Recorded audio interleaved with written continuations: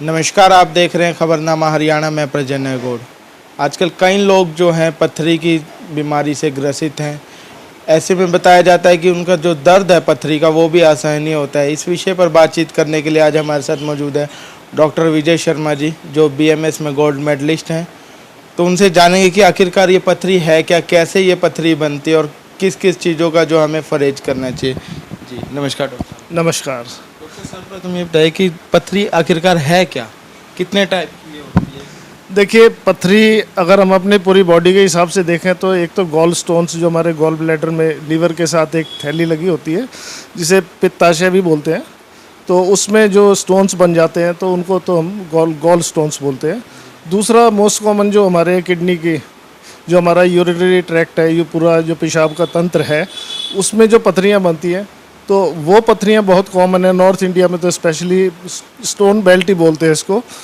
तो पथरी किस चीज़ से बनती है, जो बनती है वो सारी चीज़ें हमारे शरीर में ही मौजूद है। अब इन दिनों जैसे अब गर्मी है तो गर्मी में क्या होता है कि हम लोग पानी अगर कम लेते हैं या एक्सरसाइज बहुत ज़्यादा करते हैं तो हमारा ब्लड जो है थिक हो जाता है। और चूँकि उसको पथरी को बनाने वाले कंपोनेंट्स भी ब्लड में ही है तो वो जो आपस में जुड़ते हैं उसमें कुछ एसिडिक साल्ट्स होते हैं, कुछ मिनरल्स होते हैं, तो वही हार्ड होकर पथरी का रूप ले लेते हैं।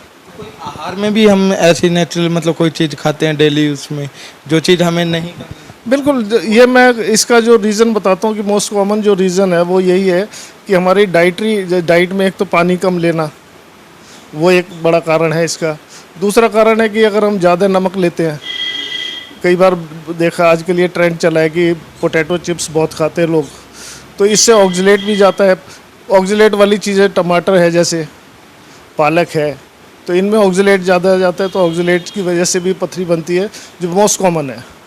इसके अलावा यूरेट्स की भी बनती है, जैसे अब मांस खाते हैं, मछली खाते हैं, तो इस तरह की जो चीज़ें हैं, मांसाहारी खाना है, तो उससे हमारा जो एसिडिक हो जाता है ब्लड, तो उससे भी गाउट के मरीज़ है, जैसे कोई गठिया है जिसको, तो उन लोगों में भी पथरी होने के चांसेस है। डायबिटिक्स है, उनके अंदर काफ़ी हैवी बॉडी, काफ़ी मोटापा है, उनके अंदर भी स्टोन्स होने के चांसेस ज़्यादा है।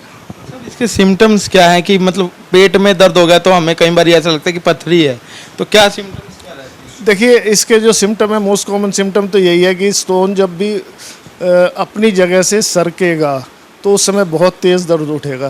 दर्द मतलब असहनीय होगा, और मरीज जिस समय एंटर करता है क्लिनिक पे और उसका हाथ को देख के हम अंदाज़ा लगा लेते हैं कि ये इसका गॉल स्टोन का पेशेंट है या रीनल स्टोन का पेशेंट है। तो इसमें सबसे पहला तो सिम्टम पेन है। दूसरा इसके अंदर जो सिम्टम है, वॉमिटिंग हो सकती है या नोजिया, जैसे दिल का होना हो सकता है। और इसके अलावा पेशेंट आके बताएगा हमें कि हमारा यूरिन लाल आ रहा है, उसमें ब्लड आ रहा है, स्टोन्स की वजह से कट हो जाते हैं, तो जिस वजह से तो पेन तभी होगा जब स्टोन अपनी जगह से सरकेगा। एक जगह स्टोन पड़ा हुआ है तो यूजुअली वो पेन नहीं करेगा। तो कैसे हम इसका क्या कुछ अल्ट्रासाउंड करवा के किस प्रकार से पता। देखिए, सबसे पहले तो जब हमारे पास मरीज आता है उसकी हिस्ट्री लेते हैं, उसको देखते ही हमें अंदाज़ा हो जाता है कि इसको स्टोन्स हो सकते हैं। तो हम सबसे पहले टेस्ट उसका रूटीन में यूरिन एग्जामिनेशन करते हैं, तो उसमें देखते हैं अगर आरबीसीज आ रहे हैं, खून के कण आ रहे हैं, या उसके अंदर कोई एल्ब्यूमिन वगैरह आ रहा है, तो उससे हम अंदाज़ा लगाते हैं कि इसको प्रॉब्लम है। या कोई पस सेल्स आ रहे हैं, क्योंकि इन्फेक्शन हो जाएगा स्टोन की वजह से, तो पस सेल्स भी आने शुरू हो जाएंगे। उसके बाद इसका अल्ट्रासाउंड, कई बार सीटी स्कैन भी कराना पड़ जाता है, तो पर आमतौर पे अल्ट्रासाउंड में या एक्सरे में, प्लेन एक्सरे से पता लग जाता है। सब जो पेन किलर हम इसमें लेते हैं तो वो कौन सी पेन किलर रहती है, या जो इंजेक्शन हम लगवाते हैं, कहते हैं कि इंजेक्शन के बिना जो है दर्द बंद नहीं होता, कहीं ना कहीं वो हमारा जो शरीर है, बॉडी, उसको नुकसान करता है। देखिए, ऐसा नहीं है कि पेन किलर देने से एकदम कोई नुकसान हो जाएगा शरीर को। जब मरीज़ को हमें आराम तो पहुंचाना ही है, तो जब पेन से तड़फता हुआ मरीज़ आएगा तो उसे हमें पेन किलर देके एक बार पेन सबसाइड करना होगा उसका। जो ट्रीटमेंट का जहाँ तक सवाल है कि आम तौर पे पथरियाँ जो है छोटी होती हैं, 4 से 5 mm की, 6 mm की, 7 mm की, वो अपने आप बनती रहती है और पास आउट हो जाती है। लेकिन अगर कोई स्टोन बड़ा है, साइज़ में ज़्यादा बड़ा है, तो उसके लिए और तरीके, लिथोट्रिप्सी है, उसको तोड़ के निकाला जा सकता है, ओपन सर्जरी करके निकाला जा सकता है। तो ये अलग अलग डिपेंड करता है कि साइज़ क्या है पथरी का और पथरी है कहाँ। पेन, आमतौर पे जो पेन के पेशेंट आते हैं तो उनके यूरेटर में जो किडनी और जो पेशाब की थैली है उसके बीच में जो ट्यूब होती है उसके अंदर आमतौर पे अड़ जाती है, फंस जाती है। वो जब उसमें से सरक रही होती है तब पेन होता है, और इसी समय यूरिन में ब्लड वगैरह आना या इन्फेक्शन होना उसके चांसेस होते हैं। तो आपने बताया कि पथरी जो है बड़ी भी हो सकती है, तो क्या वो घातक भी हो सकती है? डेफिनेटली अगर बहुत बड़ा साइज़ है, मान लो 15 mm है, 20 mm है, क्योंकि वो बड़े साइज़ की है वो पेन तो करेगी नहीं। किडनी में पड़ी है लेकिन वो स्पेस को ऑक्यूपाई तो कर रही है, जो किडनी का स्पेस है उसको ऑक्यूपाई कर रही है जितना साइज़ में बढ़ रही है, तो किडनी की फंक्शनिंग तो अल्टर होगी और किडनी डैमेज हो सकती है। कई बार पूरी तरह से भी किडनी ख़राब हो सकती है।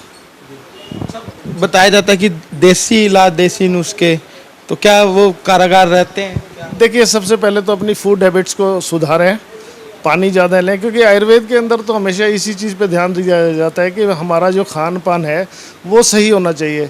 अब जैसे गर्मी का मौसम है, अभी बरसातें शुरू हो जाएंगी, स्वेटिंग ज़्यादा होगी, पसीना ज़्यादा आएगा, उमस बढ़ेगी, तो डिहाइड्रेशन होने के चांसेस रहेंगे। ऐसे में यूटीआई के केसेस है, स्टोन्स के केसेस हैं, ये बढ़ जाते हैं। तो इसलिए सबसे पहला तो यही है कि हमें पानी पर्याप्त मात्रा में लेना है ताकि हमारा 1.5 से 2 लीटर तक यूरिन पर डे पास होता रहे। ठीक है। एक और प्रश्न है कि लोगों का कहना है जिस प्रकार से कि सोडा या बियर इस प्रकार की चीज़ों का सेवन करके भी पथरी को निकाला जाता है, क्या इसमें कुछ सत्य है? देखिए, वही बात है कि जब हम कहते हैं कि पानी ज़्यादा पिए तो इसका मतलब लिक्विड ज़्यादा पिए। लिक्विड के अंदर हर चीज़, जो भी पतली चीज़ है वो आती है। उसके अंदर अगर आप कोई भी, जैसे आप बता रहे हैं कि जौ का पानी है या बियर है या जो भी लेना चाहें, तो वो लिक्विड में ही आता है। उससे यूरिन का फ्लो ज़्यादा होगा, ब्लड हमारा थिन होगा, जो थिकनेस है उसकी कम होगी, डिहाइड्रेशन कम होगी, तो नेचुरली उसमें तो पास आउट होने के चांसेस ज़्यादा रहेंगे। पर ऐसा नहीं है कि वो पथरी को वो घोल रही है या कुछ कर रही है। पथरी तो नेचुरल वे में निकल जाएगी, छोटी पथरी है, पास आउट हो जाएगी। आजकल जो है मौसम लगातार बदल रहा है, तो उसमें एक हो रहा है, तो इस मौसम में किस किस प्रकार की जो बीमारियां होती हैं? देखिए, अब जो मौसम है, अभी गर्मी ख़त्म होने पे है और अब जो शुरू होगी बरसात, वर्षा ऋतु, इसके अंदर हमारे पित्त की व्याधियां ज़्यादा होंगी।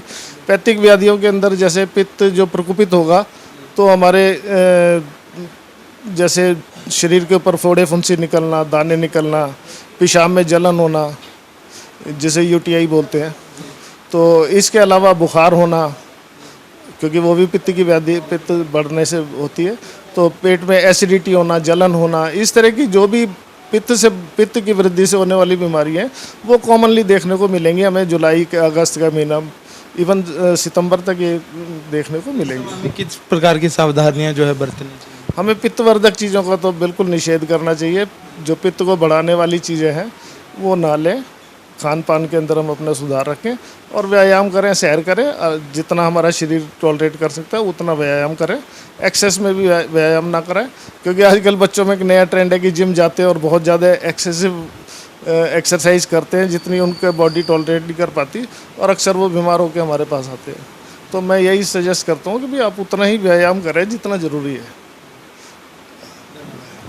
तो ये थे हमारे साथ डॉक्टर विजय शर्मा जी, जो उन्होंने बताया कि किस प्रकार से जो हमें पथरी के जो है रोकथाम के लिए किस प्रकार से हमें आहार में क्या लेना चाहिए, हमें जो है टमाटर का, पालक का जो है सेवन कम करना चाहिए, जिससे जो है पथरी से बचा जा सकता है। खबरनामा हरियाणा के लिए परजन गौड़ की रिपोर्ट।